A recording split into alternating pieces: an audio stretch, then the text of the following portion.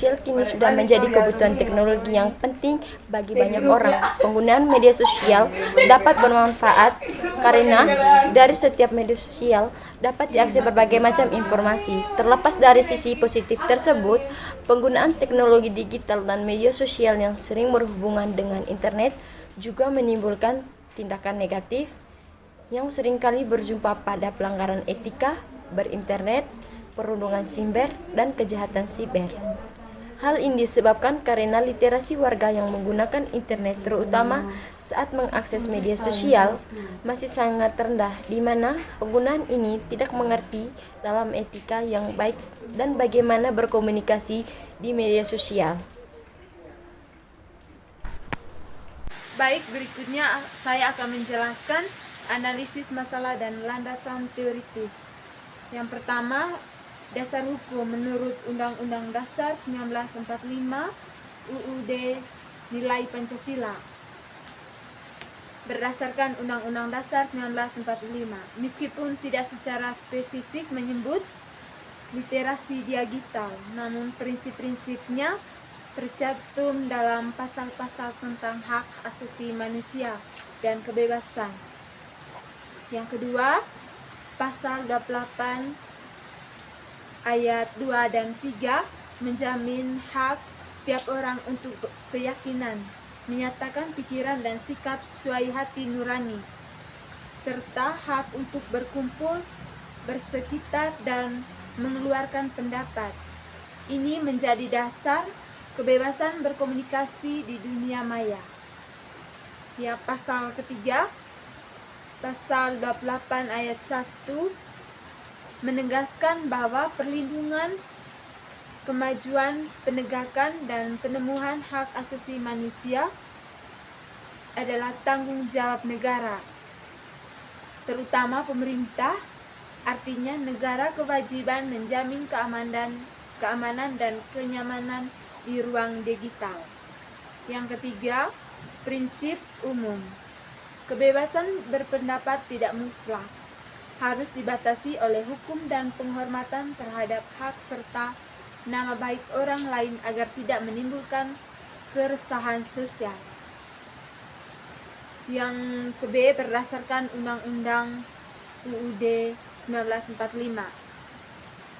UU nomor 11 tahun 2008 tentang informasi dan transaksi elektronik. Berikutnya, kajian teori dan konsep PKN relevan. Yang ke-1, konsep warga negara digital. Konsep ini merupakan pengembangan dari definisi warga negara yang diadaptasi untuk lingkungan maya. Warga negara digital didefinisikan sebagai individu yang memanfaatkan teknologi internet dan media sosial secara cerdas, bijak, dan bertanggung jawab.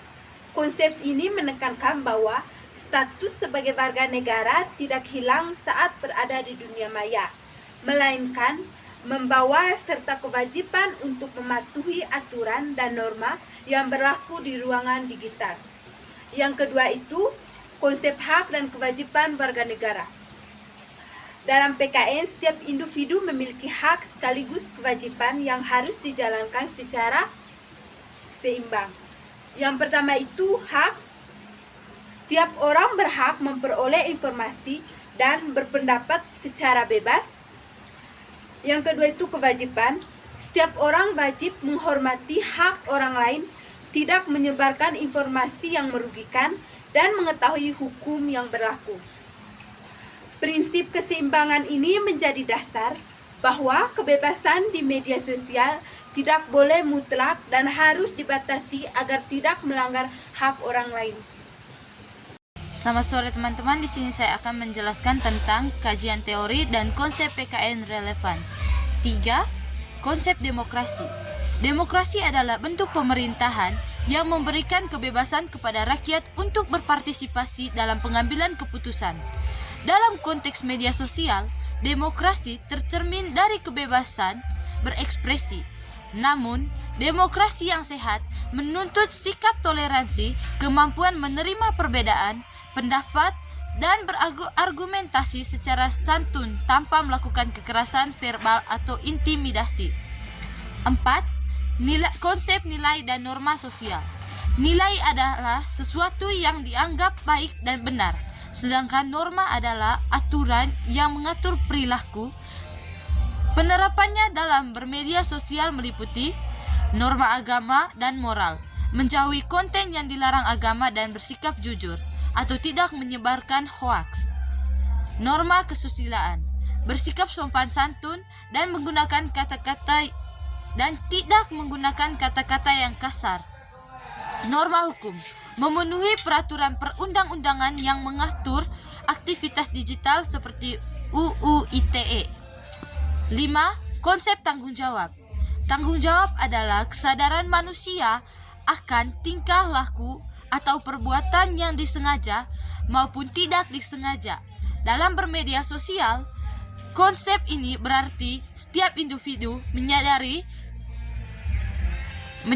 bahwa setiap klik, komentar, dan bagikan memiliki konsekuensi nyata, sehingga segala tindakan di dunia maya harus dilakukan dengan penuh pertimbangan dan kehati-hatian.